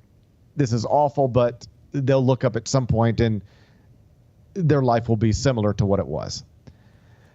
But guess what happens next? Insurance companies are not going to insure the new homes. Right. If you want to build in LA. That's right. When we went on a vacation this summer, we were in the Bahamas and we went on like a little excursion thing where we get on the boat and we go to different little islands off the coast. And I didn't know this. It was kind of a neat thing. The tour guide points at one little island. And over here, like on the left, it's like, then that's DJ Khaled's house, and that's Michael Jordan's house, and that's Barry Bonds' house, and that's Tiger Woods' house, and that's Oprah Winfrey's house. And he's like, over here, there's this little island. You see this little island? And we're like, yeah, that's a cool little island. Nothing on it really, but that's a cool little island. And he said that is where they filmed the pilot episode of Gilligan's Island. They filmed it on that island. And then they ended up filming the rest of the series, Gilligan's Island, in Hawaii. And he goes, okay, now you want to know why they moved it to Hawaii? And you go, why? Because the weather was too bad in the Bahamas. They could never get a good shooting schedule because the weather was always so bad. My point being, he subsequently told us, and the reason there's nothing on that island right now is because what was on it, somebody did buy it, build on it, hurricane came through, wiped the whole thing out, and now no insurance company will insure anything on that island. So that island is empty forever because if you build on it, you can't get insurance, and just a matter of time, whatever you build is going to get wiped right off of the island. So can't get insurance, nobody builds on it. It's just an empty island sitting there. Do you know where else this is true? Certain parts of Florida on the coast, certain parts of New Orleans, certain parts of California. This is what's coming next. This is my point. How do you ever get LA back to being what it was if once all these things burn down, insurance companies say, well, we're not insuring this place again. It's going to burn down again someday. It might not be this year or next year, but eventually we'll be dealing with the same wildfires again. So we're not insuring now. Now you can't build there, so you don't. Now those communities are just gone. Like it really is a Yeah, man. That's disaster. I saw like the picture that they put up this morning of like the sun rising and it's got LA in the background, and the smoke is pretty much covering up the entire sun. It's wild. Yeah.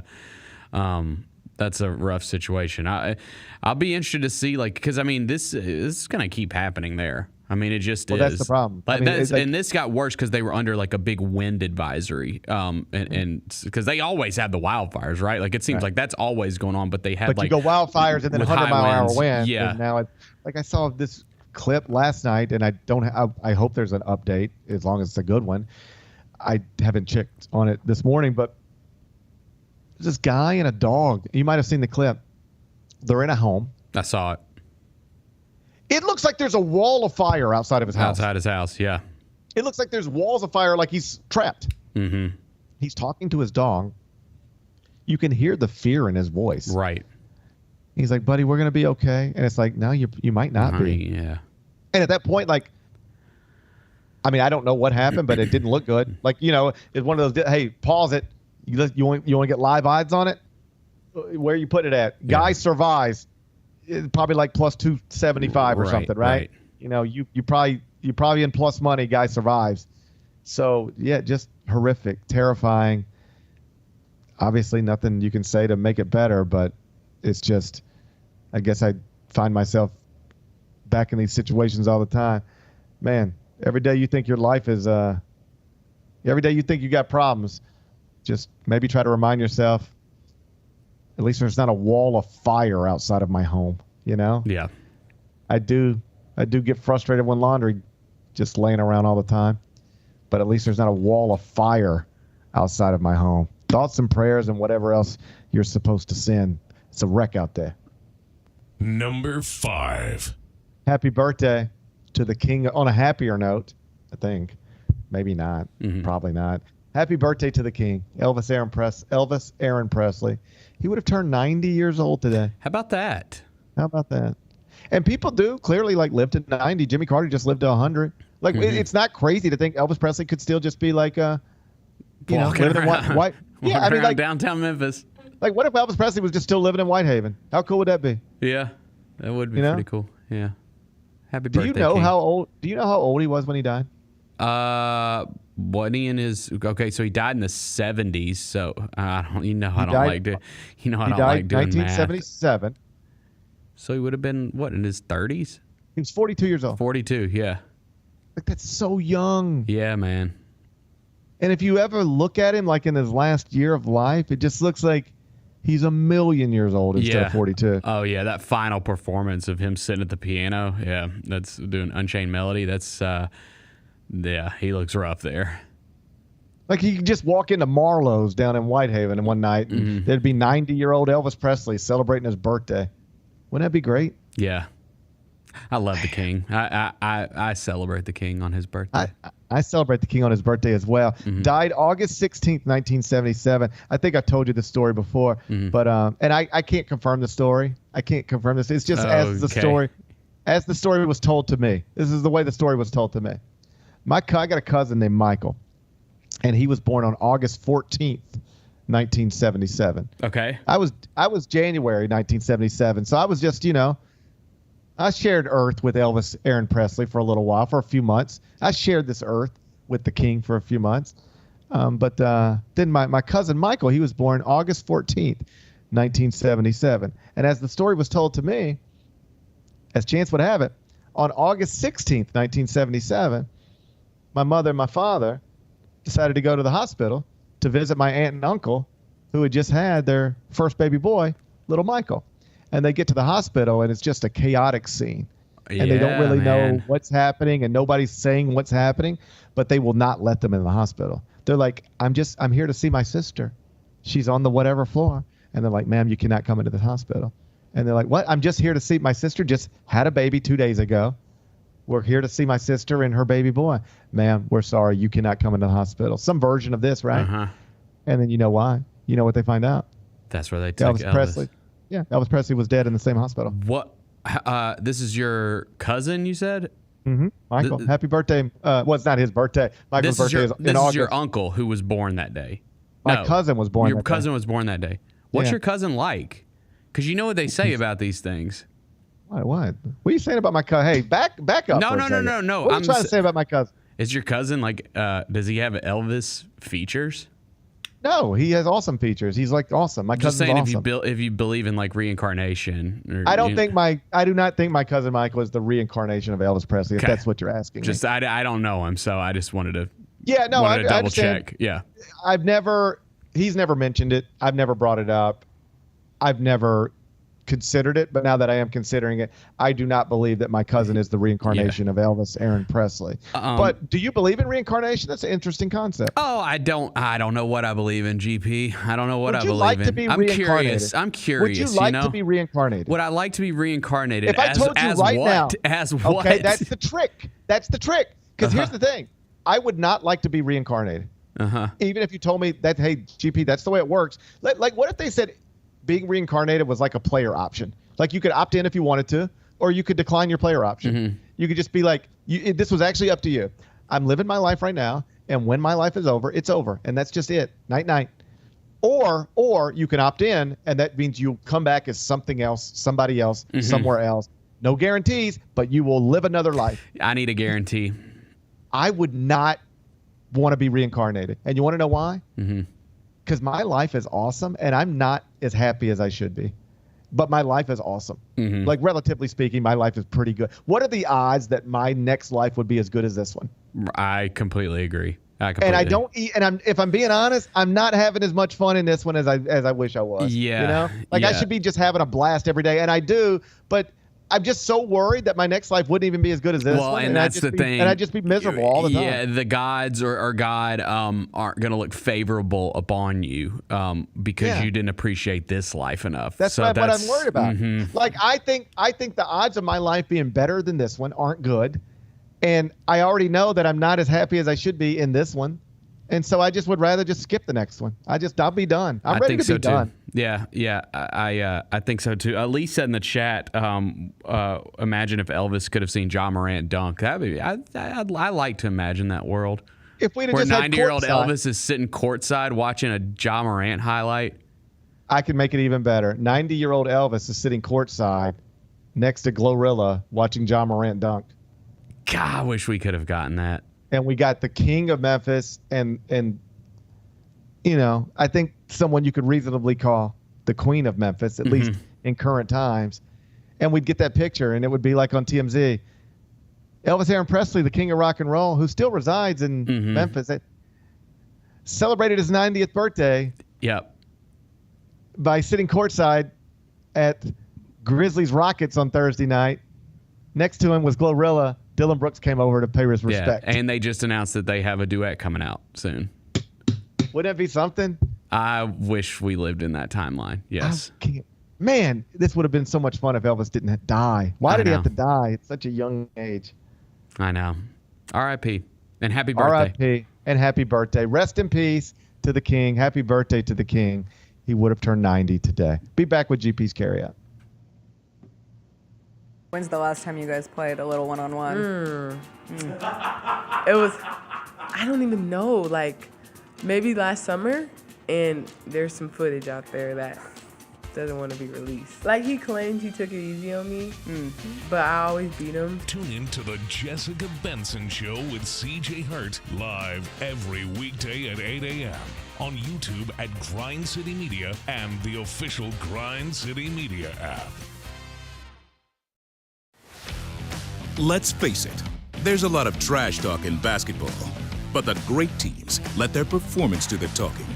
Like Ford F-150 with Pro Power on board, a class-exclusive industry-first feature that turns your truck into a mobile generator and leaves the competition speechless. Ford F-150, official truck of the Grizzlies. Greatness starts here at your Mid-South Ford dealer. Class is full-size pickups under 8,500 pounds, GVWR. Kroger shoppers and Grizz fans, want exclusive last-minute discounted ticket deals texted straight to you during the Grizzlies 2024-2025 season? Sign up with the new Kroger Buzzer Beater deal. Fans can sign up by texting Grizz to 636-479 or visit your local Kroger store in the Delta Division and scan the QR code. By signing up, you agree to receive recurring automated promotional and personalized marketing text messages from the Memphis Grizzlies. Consent is not a condition of any purchase. Message frequency varies. Message and data rates may apply.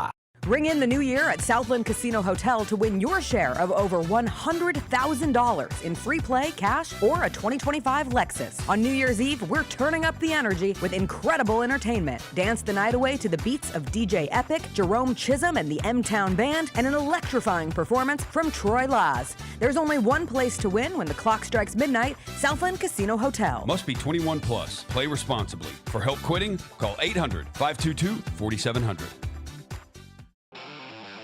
Thanks for showing up, Memphis. Nothing compares to catching your Grizzlies IRL. And that all starts with buying tickets at Ticketmaster, the official ticket marketplace of the Memphis Grizzlies and the NBA. Ticketmaster gets you to the game so you can catch every highlight. Put that jersey collection to use for the next game and get Grizzlies tickets at Ticketmaster. Whether they're here at FedEx Forum or on the road, Ticketmaster's got your back when it comes to scoring tickets. And there's no better brag than saying you saw it live.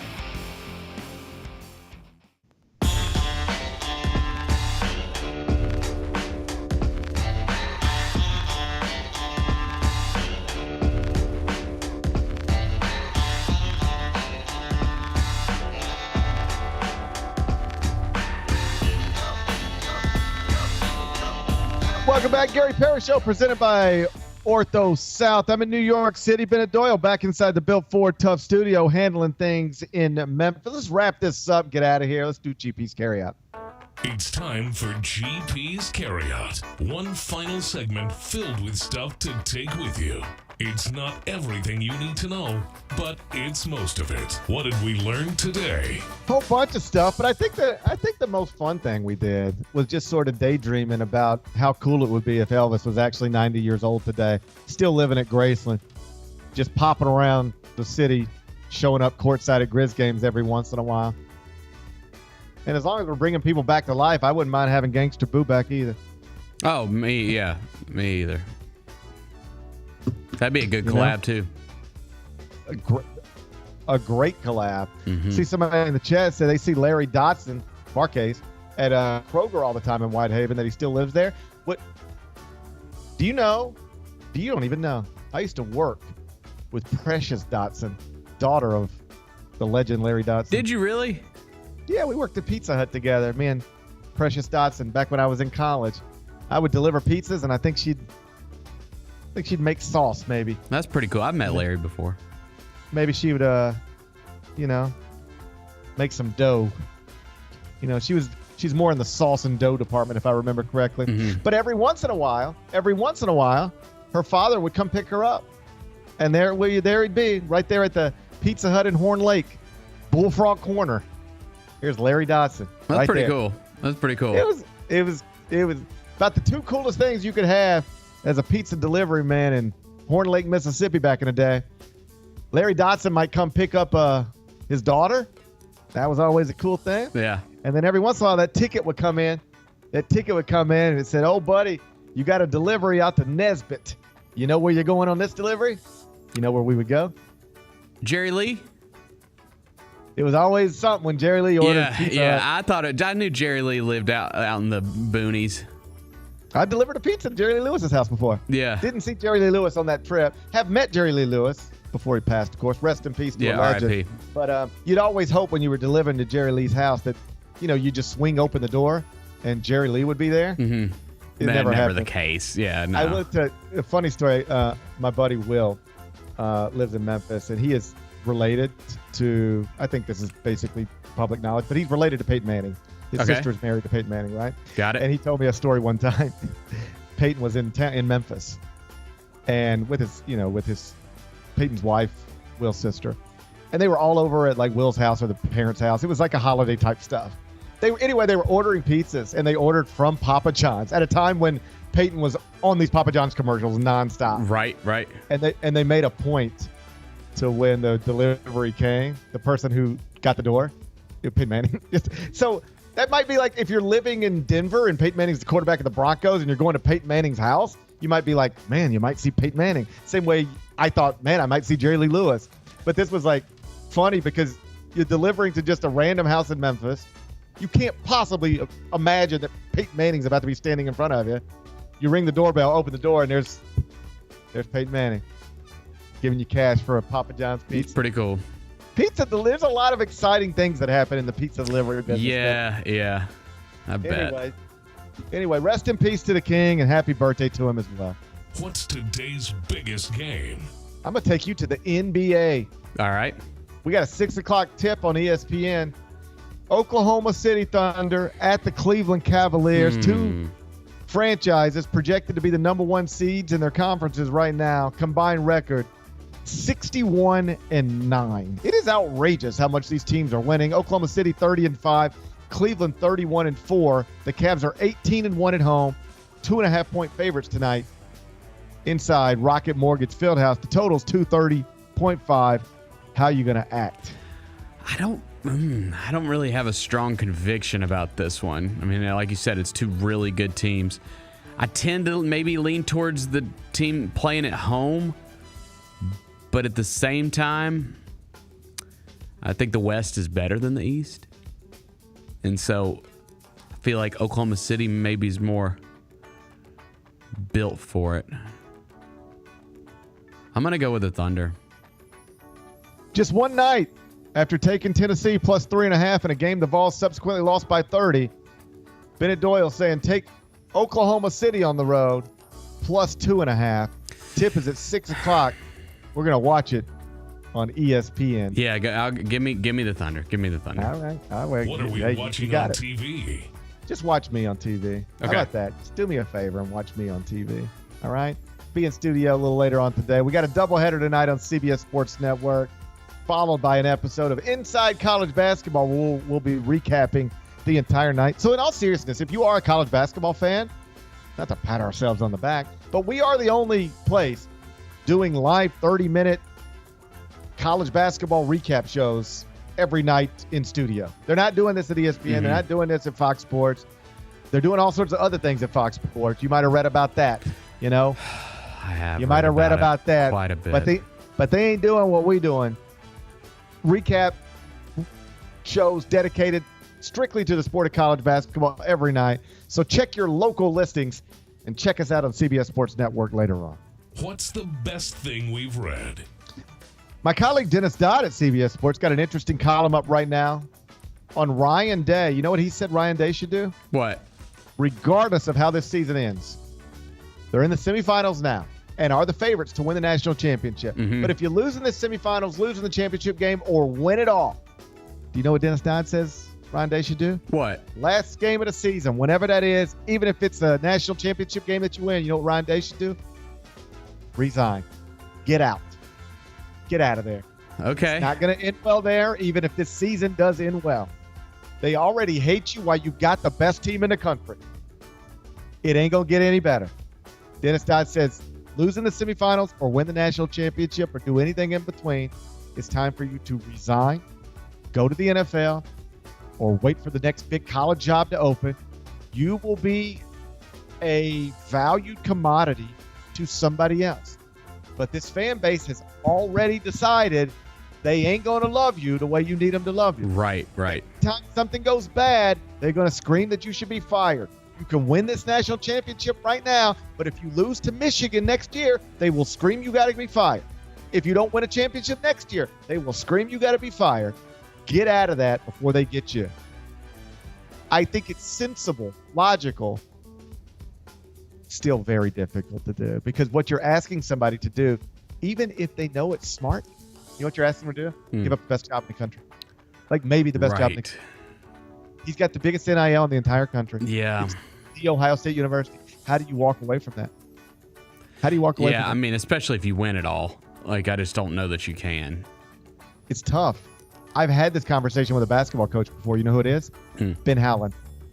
Oh, yeah. In his final year at UCLA, I went out there for something, and it was becoming clear that they were going to try to get him out of there if it didn't go well.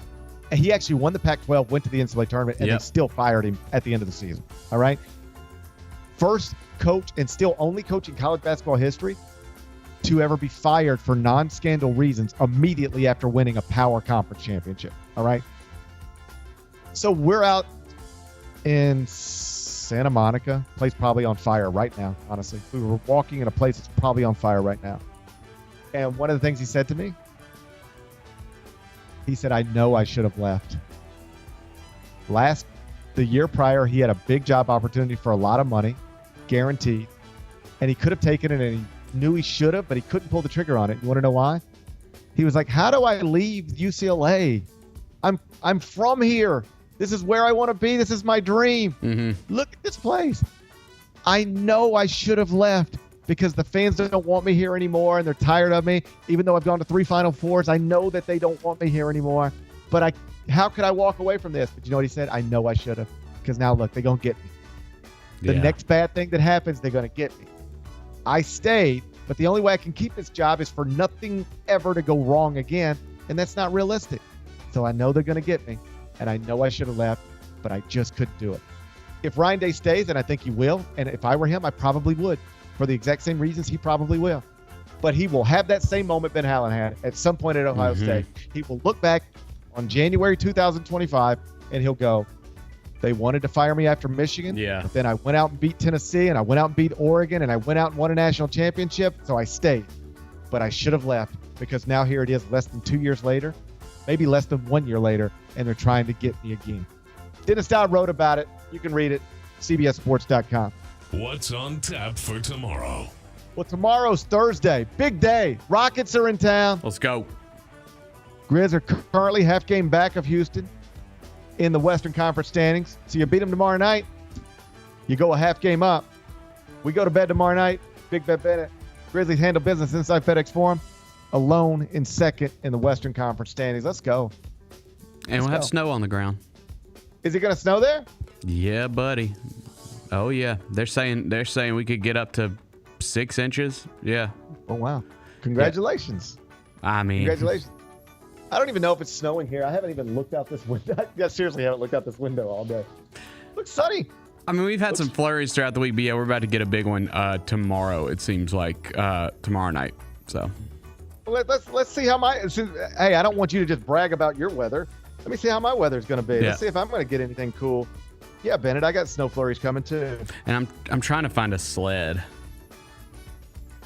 I deal with this situation every year when we have a big snow come in. I always regret not having a sled. Like, I should go buy a sled when they're not in like high demand. Now you can't find any around the city. Yeah, you gotta buy sleds and those little things that cover up your water faucets outside. Oh, I bought those months ago, buddy. You gotta buy them in the summer. Yeah, you gotta buy them in the summer. They're on sale in the summer. You put them in your cart in the summer, Amazon will get them to you in 36 hours. You try to buy one today, that bitch ain't gonna be here till February. Yeah. Well, that's the thing. Like Chris said, Amazon. The thing is, Amazon, they ain't gonna deliver you a sled until after this snow. They said that the earliest Amazon's getting here is like the 15th. So you ain't getting a sled in time from Amazon for this snow. You got to find it local. Shop local. Who's got the local sled? Somebody hit me up. Probably Academy Sports. But DM me. I don't want everybody else to see it because I want to get mine first before everybody else gets them. I would suggest you hit Academy Sports. That's where I find all my stuff. I bought a tent recently. My son decided for his birthday he wanted him and his friends to sleep in a tent. My kid wants a tent too. We got one. You can have it. It's just sitting in the backyard now. It's just sitting there. They did sleep in it. They did sleep in it. It's nice. Nice tent. You can borrow it whenever you want. Okay. I don't have a sled, I don't think, but if I find one, if I hear about one, I'll let you know. Okay. Sounds good. All right. Mike Wallace will be with us tomorrow. Help us get ready for Rockets and Grizzlies. Should be a fun day. I'm looking forward to it already. Enjoy the rest of your day. I'll enjoy mine. Meet back here tomorrow at 10. Till then, be careful, be kind, be good. Rep your hood.